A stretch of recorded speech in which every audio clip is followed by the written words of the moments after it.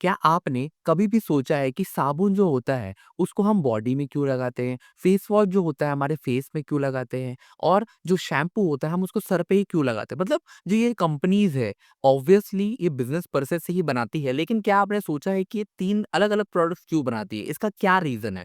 बल्कि इसके जो इंग्रीडिएंट्स होते हैं, जैसे अगर बात करें यहाँ पे मुल्तानी मिट्टी की, तो मुल्तानी मिट्टी को आप सर पे भी लगा सकते हो, अपने पूरे शरीर में लगा सकते हो, फेस पे भी लगा सकते हो। लेकिन यहाँ पे अगर बात करें जो अलग-अलग प्रोडक्ट्स रहते हैं, आप प्रोडक्ट्स को स्विच नहीं कर सकते। जैसे साबुन को आपके बॉडी के लिए बनाया जाता है, आपके फेस के लिए नहीं। बॉडी लोशन को आपकी बॉडी के लिए बनाया जाता है, आपके सर के लिए नहीं। आप सर के लिए तेल लगाया जाता है, यानी तेल को बनाया जाता है। तो इसका क्या रीज़न है? ये जो प्रोडक्ट्स है, इसको अलग-अलग तरीके से क्यों बनाया जाता है?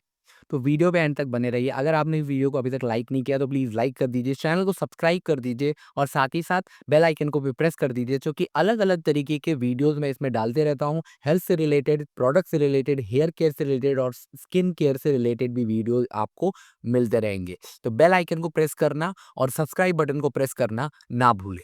अब आते हैं अपने टॉपिक के ऊपर। तो हमारा टॉपिक ये है कि साबुन जो होता है इसको अलग-अलग तरीके से हम क्यों यूज़ नहीं कर सकते? क्यों हम इसको फेस में नहीं लगा सकते? क्यों हमको सर पे नहीं लगाना चाहिए? ये बोला जाता है। और जो कंपनीज़ होती है वो हमारे हेयर के लिए शैम्पू बनाई है, हेयर ऑयल बनाई है, हमारे बॉडी के लिए बॉडी लोशन बनाई है, साबुन बनाई है, हमारे फेस के लिए मॉइस्चराइज़र्स वगैरह और जो फेस क्रीम वगैरह होता है, फेस वॉश होता है वो बनाया गया है। लेकिन जो नेचुरल इंग्रीडिएंट्स होते हैं उनका ऐसा कुछ भी केस नहीं होता है। तो ये तो एक सबसे बड़ा रीज़न हो गया कि आपको नेचुरल चीज़ें जो होती है, यानी नेचुरल इंग्रीडिएंट्स जो होते हैं उसको क्यों यूज़ करना चाहिए अपने बॉडी में। अब अगर बात करें कि अलग-अलग क्यों होता है, देखिए हमारे जो बॉडी होती है, हमारे जो बॉडी पार्ट्स होते हैं, उनका अलग-अलग पीएच लेवल होता है। पीएच लेवल का मतलब होता है पोटेंशियल ऑफ हाइड्रोजन। तो जो पीएच होता है वो सबका अलग-अलग होता है, यानी हमारी बॉडी पार्ट्स का अलग-अलग होता है। हमारे शरीर का पीएच जो है वो अलग होता है, हमारे फेस का जो पीएच होता है वो अलग होता है, हमारे स्कैल्प का जो पीएच होता है वो अलग होता है। अगर मैं स्कैल्प के पीएच की बात करूँ तो स्क्रीन पे है, आप देख सकते हैं कि स्कैल्प का जो पीएच होता है वो कितना होता है। तो इसीलिए जो शैम्पू बनाया जाता है, जो हेयर ऑयल बनाया जाता है, वो स्कैल्प के पीएच के हिसाब से बनाया जाता है। अब ये पीएच क्या होता है इसके बारे में भी हम बात करने वाले हैं। अब अगर फेस की मैं बात करूँ तो फेस का पीएच क्या है वो आप यहाँ पे देख सकते हो कि फेस का जो पीएच होता है वो कितना होता है। तो फेस वॉश जो होता है आपका मॉइस्चराइज़र वगैरह होता है वो सारी चीज़ मतलब आपके पीएच पे ही डिपेंड करती है। पीएच के हिसाब से ही बनाया जाता है ताकि आपका पीएच जो है वो मेंटेन रहे। अगर बॉडी के पीएच की मैं बात करूँ तो ह्यूमन बॉडी के जो पीएच होता है वो भी आप देख सकते हो स्क्रीन पे है, कितना होता है आप यहाँ पे देख सकते हो।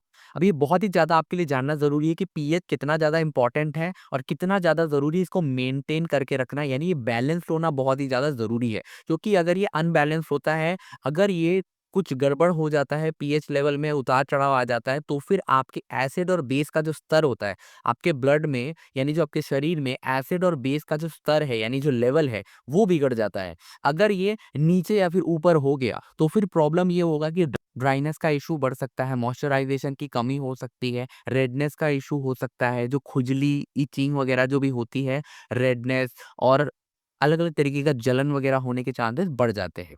देखिए याद रखिएगा अगर ज़्यादा मॉइस्चर है तो वहाँ पे ऐसा हो सकता है कि बैक्टीरिया ज़्यादा पनपेगा, तो उससे और ज़्यादा प्रॉब्लम हो सकती है। अब साबुन हमको क्यों नहीं लगाना चाहिए, के बारे में जान लेते हैं।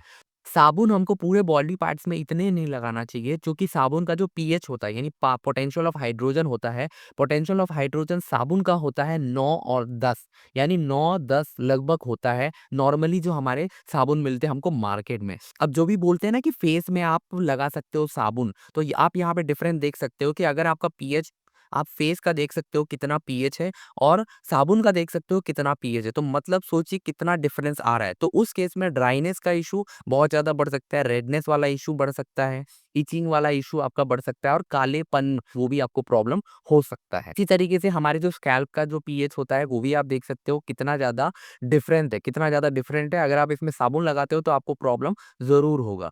लेकिन यहाँ पे हमारी जो बॉडी का पीएच रहता है वो लगभग आप देख सकते हो मतलब ठीक-ठाक है, उतना ज़्यादा उसमें कोई दिक्कत इसमें वाली बात नहीं है।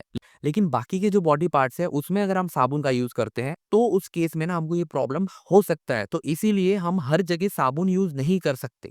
या फिर अगर आर्टिफ़िशियल चीज़ें भी लगा रहे हैं, उसको अगर आप वो डेली लाइफ़ का हिस्सा आपका बन गया है, तो उसको छोड़ना मुश्किल नहीं, नामुमकिन है। तो इसीलिए आपको क्या करना है, आपके फेस के लिए, आपके स्कैल्प के लिए, आपकी बॉडी के लिए जो भी है, वो आपके अलग-अलग प्रोडक्ट्स होने चाहिए।